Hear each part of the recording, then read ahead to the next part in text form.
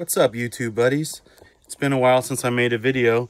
I told you I'd give you an update on the bonsai auction from last week. So I'll kind of break it down. I had those 6 bonsai. My final sales price for all 6 was $175. And also on top of that, I charged $115 for shipping. Now I did kind of have an issue with my shipping because I basically pick up those ready to ship boxes from USPS, and then I sometimes will double them up together and create like custom boxes for each tree. Well, I got lazy, which, you know, that's your first mistake. Getting lazy will always bite you in the ass. And instead of cutting them down to size to just barely fit the tree in a nice snug box, I figured, oh, well, I have a little extra money for shipping and handling. I'll do it quick style and just have these larger boxes. Not too big, but they were, because I boxed them all up. I go to the USPS ready to ship, like click and ship. And the first one was shipping from North Carolina to Texas. They wanted $37. So I screwed up. Had to open them all back up, cut the boxes down to size, and get the appropriate shipping amount. That same tree that was $37 shipping, I ended up shipping it for like $14 when I got it all compact and tight. So with the money I spent on the packaging materials, it ended up working out, but it wasted a bunch of time.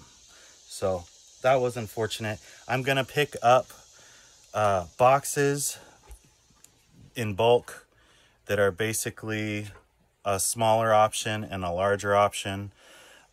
So there's no screwing around when I go to ship. But I'm really excited about this bonsai marketplace. Now it's the 99-cent bonsai auction on Facebook. It's a group. You can go at it. You can buy, sell, and trade. Well, I don't think you can trade. You can buy and sell trees.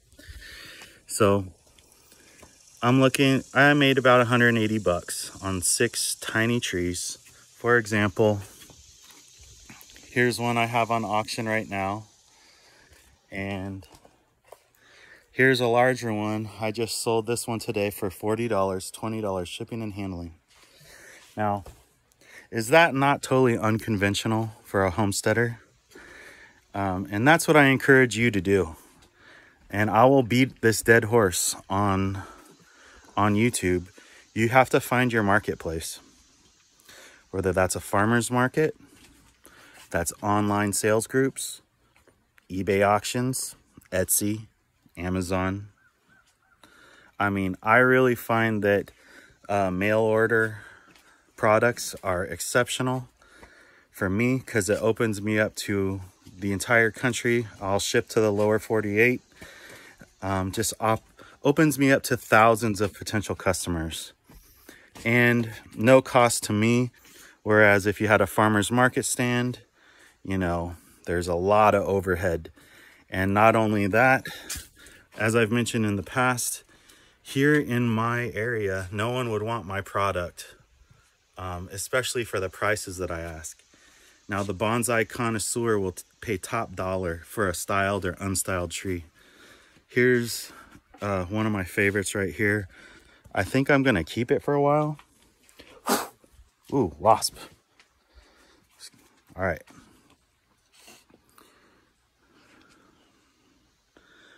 It's a nice little tree. Starting to grow pretty compact. I don't want them to get too lanky. But just kind of an example of what I do.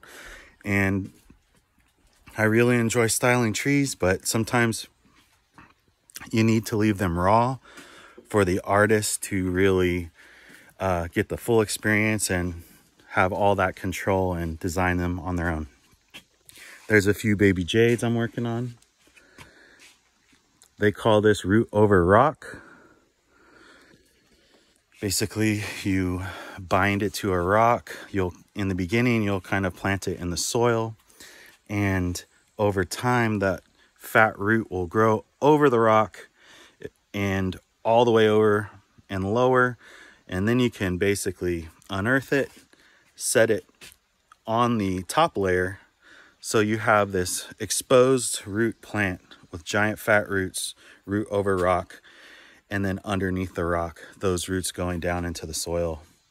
So that's that's big deal in bonsai land. And so I find exceptional rocks on the property, or if I'm out and about, I believe that's a nice chunk of granite. Granite works great. I also have some nice rocks over here. Picked up some quartz rocks. So I've been stockpiling them. That makes a beautiful platform for a bonsai display. So always looking to step my game up. A few of these mugo pines I replanted with root over rock, like say that one. And I'm thinking by winter and definitely by spring, I can make those available, and it's really maximizing the amount of profit that I can make. Also, working on my new game fowl coop. It's only about half done down there, 3/4. So I can keep the birds dry and warm. Here in North Carolina, it rains so much, I'm really having trouble with keeping the ground mud free, especially after they've stripped it of all its grass. So I want to get the birds, a more hospitable environment so I can keep pumping those eggs out. We've got some beautiful chicks right now that I made available. I asked top dollar for my chicks because typically they aren't sold at a day old. These chicks some of them are feathering out. Some of them were just born yesterday, actually one. And what I love about this flock is I've been able to throw chicks from different batches, all from the same bloodlines, but different batches born at different times, into my outdoor brooder, which I have a small heater in there, even though it is hot here during the day. That those newborns need a warming element. And let's check them out. These are white kelso. I call them the white tiger kelso, and then white kelso crossed with leaper hatch. So some will be white, some will be white with coloration, and some will be more of a red and black. But let's check these babies out. Good morning, babies. Hello. Oh, he's showing off. Some beautiful little birds. This one, white, has black wings and a black tail, white body. Really excited to see how he turns out. And we have pure whites and anything and everything in between. This one in the front is a beauty also. I chose my rooster this past season over I had about 7, 8 different options. This one, he basically survived my free range project where I let the natural environment cull birds that didn't have, those survival instincts to, stay alive on the land. On top of that, when it came down to it, it was between him and his 2 brothers. And he just seemed to have the best attitude, the most beautiful markings, a nice straight comb. And I love the yellow legs, big, strong, long yellow legs. So I'm hoping that those traits pass on to my babies. I call that bird Broadshanks just because the striking, large, thick, long legs. And I'm really excited to see what he turns out. And I did sell off a hen recently. She was real nice, pure white. But to me, the pure white's a little boring. So I'm going in another direction. He has a splash. He's white with black stripes, essentially, or black spots. Very sharp bird. One big black tail feather and then the rest all white. Bright yellow legs.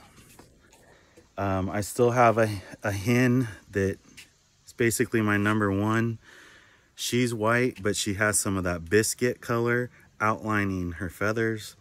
Bright yellow legs, and she was the most assertive, dominant hen out of the group. And essentially, it's from the same brood. That's his sister. So I'll have that little inbred group.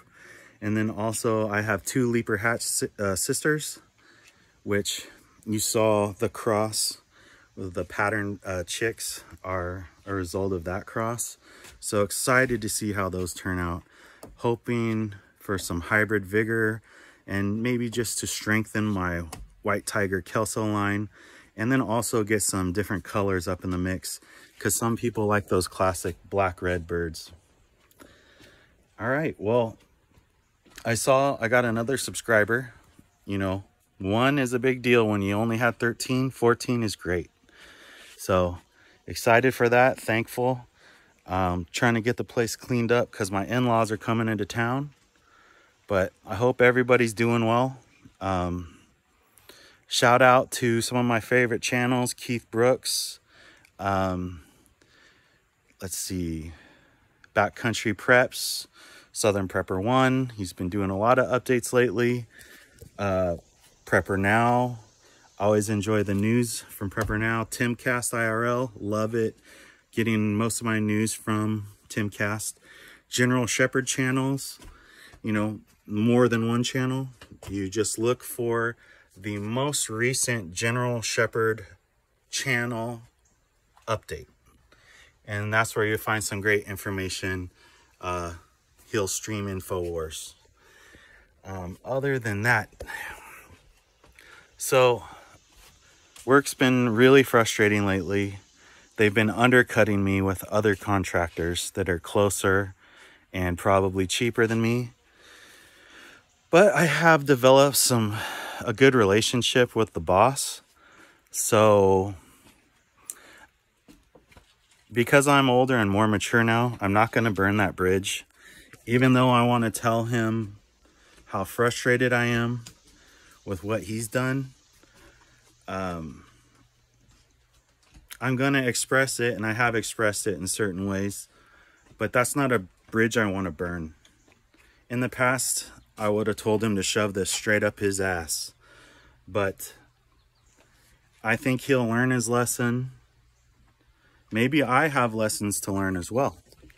So I'm not perfect. And, you know, I have to continue to adapt and become better every day.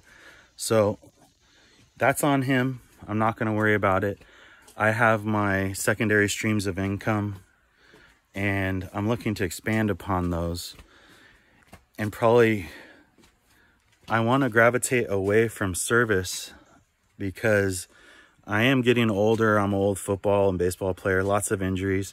I want to offer products that I can create on my own time and utilize, you know, what resources I have. And then I'm going to start getting away from offering services because, you know, not only is it a young man's game that I can still keep up with, but I'm sick and tired of hurting. And if I'm going to have blood, sweat, and tears be shed, it'll be on my own land, doing it the way I want, building something for our family, not another family.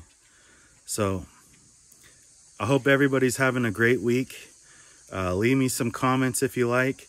You can follow me on Facebook as well. I'm Dan Yeager on Facebook. Also, I have some business pages. You can find me at Blue Ridge Game Fowl on Facebook.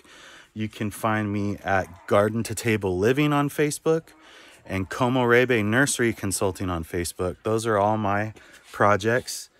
And let's see, I'm on LinkedIn. I'm also on Instagram, although I don't really use it, but you could probably look me up on there too. All right, Big D out.